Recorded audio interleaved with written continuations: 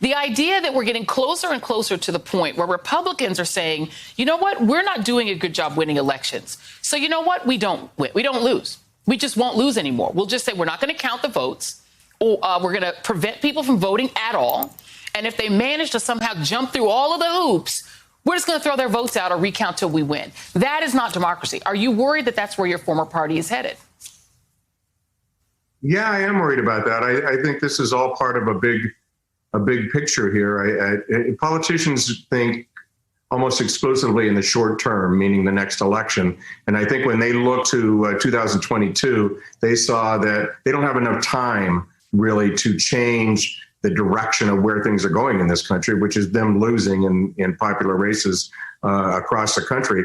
And so they came up with this effort to suppress the vote, to go to the legislatures in state after state after state, and let's just stop these people from voting who are now voting in numbers like we haven't seen before, which is primarily people of color. It's urban areas, places where they couldn't make those gains.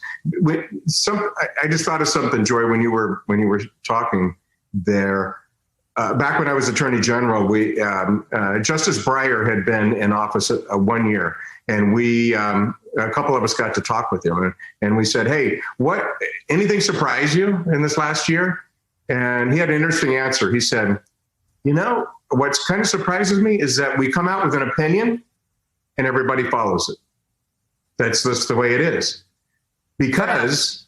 Mm-hmm. For now, because it doesn't have to be that way. In other places, in other countries who have some of the shenanigans going on in their countries historically that we have today, they don't follow the decisions of the court. They just ignore them, or the same thing as you said with elections. So it is fragile. That's why, as ridiculous as this Arizona situation is with, cyber ninjas, and they're literally last week checking the ballots to see if there was bamboo in them, because they had some rumor that Chinese people had dropped a bunch of Biden ballots. I mean, as ridiculous as that is, it is serious, because while you're suppressing the vote or trying to oppress the country, you're also instilling in people across the country a distrust of the whole election process. And you're right, every day that goes on, the worse it is.